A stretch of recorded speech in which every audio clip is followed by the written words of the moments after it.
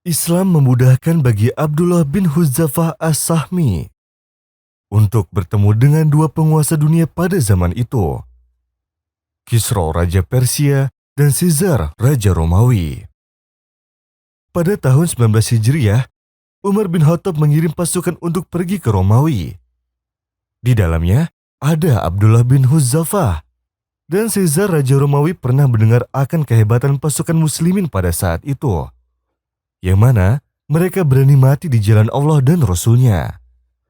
Maka, Caesar menyuruh pasukannya, jika mereka dapat menawan salah seorang dari kaum muslimin, agar tawanan itu datang padanya dalam keadaan hidup. Dan kuasa Allah Subhanahu wa Ta'ala, ternyata Abdullah bin Hudzafah lah yang tertawan. Ia pun dibawa kepada Caesar. Caesar mengamatinya lama, lalu ia berkata, "Aku menawarimu agar kamu masuk Nasrani. Jika kamu melakukannya, maka aku akan membebaskanmu dan akan memuliakanmu." Maka Abdullah menjawab dengan tegas, "Sungguh, mati lebih aku sukai 1000 kali daripada aku harus menjadi Nasrani dalam sekejap mata." Caesar berkata, "Jika kamu mau, maka aku akan memberimu setengah dari kerajaanku ini." Abdullah menjawab, "Seandainya engkau serahkan seluruh kerajaanmu dan seluruh kerajaan Arab, aku tidak akan meninggalkan agama Muhammad Sallallahu Alaihi Wasallam, walau sekejap mata pun." Caesar berkata, "Kalau begitu, aku akan membunuhmu." Dan oleh Abdullah bin Hudzafah dijawab, "Silakan saja." Kemudian ia pun disalib. Caesar berkata pada Algojo untuk melempari tangannya, agar ia mau masuk Nasrani. Tetapi Abdullah tetap menolak. Lalu Caesar menyuruh Algojonya lagi untuk melempari kakinya, agar ia mau masuk Nasrani. Namun, Abdullah masih menolak. Setelah itu Caesar menyuruh Algojonya untuk menyiapkan api, juga membawa tungku besar berisi minyak, hingga minyak itu mendidih. Kemudian Caesar memanggil dua tawanan dari kaum muslimin, dan ia menyuruh untuk melemparkannya ke dalam tungku. Maka dilemparlah satu orang, dan terlihat bahwa dagingnya menjadi matang. Raja Romawi pun memerintahkan agar Abdullah dilemparkan ke dalam minyak mendidih. Namun ketika hendak dilemparkan, Abdullah menangis. Para tentara yang bertugas pun melaporkan hal ini kepada raja mereka. Mereka mengira bahwa Abdullah bin Hudzafah menangis karena takut mati, serta menunjukkan bahwa ia mundur dari posisinya dan membatalkan ketetapan hatinya, serta mengabulkan keinginan sang raja untuk memeluk agama Nasrani. Akan tetapi saat Caesar datang menemuinya dan ia menawarinya lagi untuk memeluk agama Nasrani, Abdullah justru menolaknya lagi. Caesar pun heran lalu berkata, "Lalu mengapa engkau menangis?" Kemudian Abdullah menjawab, "Aku menangis karena aku menyesal. Mengapa nyawaku cuma satu? Aku berharap memiliki nyawa sebanyak rambut yang ada di tubuhku, dan semuanya diceburkan ke dalam tungku itu, sehingga semuanya mati di jalan Allah." Jawaban ini membuat Caesar mengakui kekalahannya. Ia merasa memiliki harta, pangkat, kekuatan, dan dunia. Namun berhadapan dengan seorang muslimin yang tidak bersenjata dan tidak menyandang apa-apa, ia pun memberikan tawaran terakhir sebagai bentuk kekalahannya. Demi menjaga martabatnya, Raja Romawi ini berkata, "Hai Abdullah bin Hudzafah, maukah kamu mengucup kepalaku? Aku akan membebaskanmu dan melepaskanmu." Sepulangnya dari kerajaan tersebut, ceritanya pun sampai di telinga Umar. Umar pun menghampiri Abdullah bin Hudzafah dan mengecup kepalanya. "Harusnya semua umat Islam mencium kepala Abdullah. Dan sekarang aku orang pertama yang mencium kepala Abdullah," ujar Umar sambil mencium kepala Abdullah. Perilaku ini pun berikutnya diikuti oleh sahabat yang lainnya.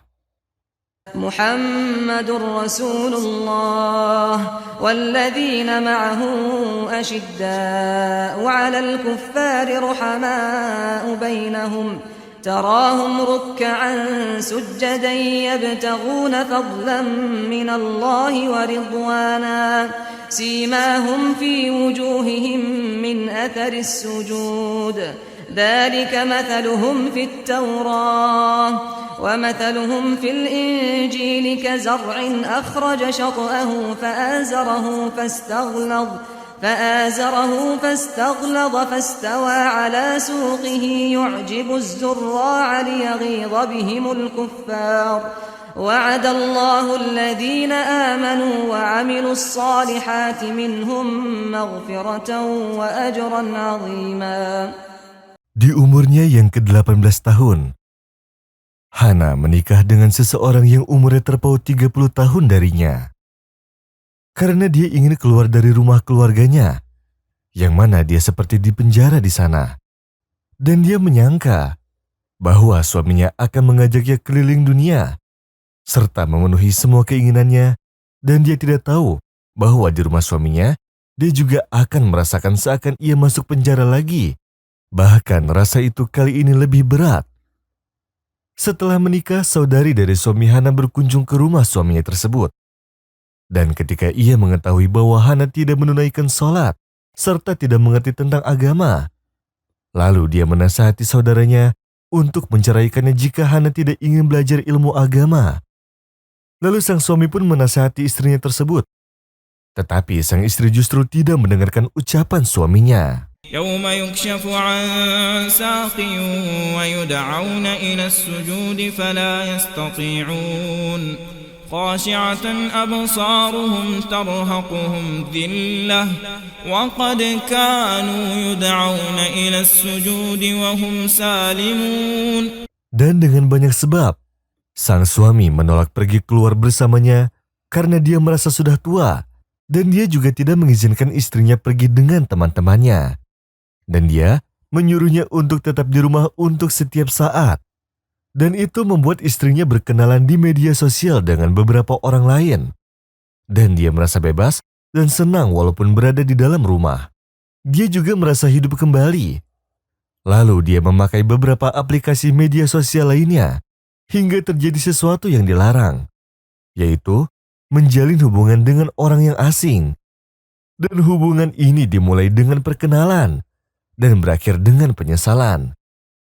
Dan jikalau saja Hana tidak masuk ke dalam sosial media, maka dia tidak akan menyesal.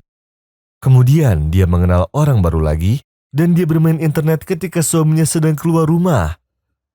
Dan dia juga mempassword pesan yang dia sampaikan ataupun yang tersampaikan. Suatu hari sang suami merasa bahwa istrinya sudah tidak memperhatikannya lagi, mulai dari perilaku lemah lembut ataupun yang lainnya.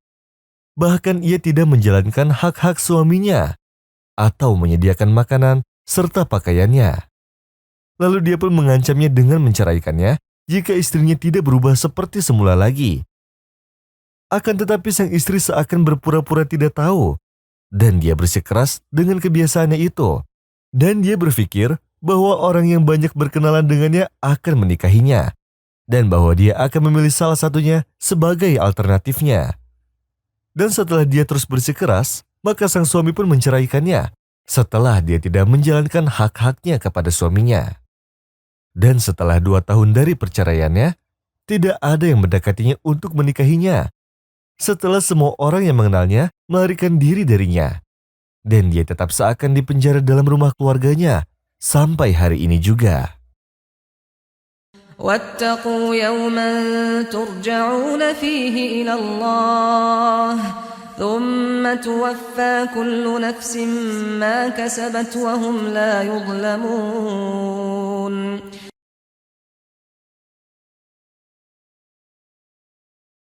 Amanda tidak tahu bahwa hidupnya akan berakhir dengan tragis. Bersama teman-temannya ketika di jenjang SMP, ia berkenalan dengan orang barat melalui perantara video call, di mana dia mengenal orang yang tak dikenalnya melayangkan kata pujian untuknya. Dan dia meminta Amanda untuk menunjukkan tubuhnya, hingga Amanda pun memenuhinya. Setelah berjalannya waktu, Amanda mengirimkan sebuah pesan melalui Facebook, di mana dia sudah bisa menggunakan akunnya sendiri. Lalu pemuda itu ingin berkomunikasi langsung dengan melihat wajahnya. Dan jika tidak, dia akan menyebarkan fotonya pada teman-temannya serta keluarganya, di mana dia mengetahui dari namanya dan alamat rumahnya serta tempat sekolahnya dari akun Facebook. Maka Amanda tidak mengabulkan permintaannya. Lalu keluarganya pun dikejutkan dengan ketukan pintu pada pukul 4 pagi di hari libur, yang mana orang yang mengetuk pintu tersebut adalah polisi. Mereka meminta Amanda untuk mengakui bahwa fotonya tersebar luas, terutama dia mempunyai halaman khusus untuk fotonya, dan dia bertelanjang dadanya di Facebook. Pada waktu itu Amanda seakan tersiksa karena kebanyakan mabuk alkohol dan obat-obatan. Lalu, keluarganya berusaha memindahkannya dari tempat dan sekolahnya. Dan supaya tidak ada perempuan yang mengalami nasib seperti Amanda, ia pun menceritakan dalam sebuah video di YouTube sambil membawa kertas putih yang tertulis sebuah pesan singkat di setiap lembarnya, supaya pesannya dibaca sepenuhnya agar semua orang memahami kisahnya dan juga kezoliman yang terjadi padanya. Akan tetapi skandalnya terus dibahas hingga menyebabkan dia stres dan Amanda pun memutuskan untuk bunuh diri, sehingga berita pun tersebar luas melalui televisi dan situs-situs internet, khususnya di media sosial. Dan Amanda pun dianggap sebagai korban kejahatan Facebook. وقل للمؤمنات يغضضن من أبصارهن ويحفظن فروجهن ولا يبدين زينتهن إلا ما ظهر منها وليضربن بخمرهن على جيوبهن ولا يبدين زينتهن إلا لبعولتهن أو آبائهن أو آباء بعولتهن أو أبنائهن أو أبناء بعولتهن أو إخوانهن أو بني إخوانهن أو بني أخواتهن أو نسائهن أو ما ملكت أيمانهن أو التابعين غير أولي الإربة من الرجال أو الطفل الذين لم يظهروا على عورات النساء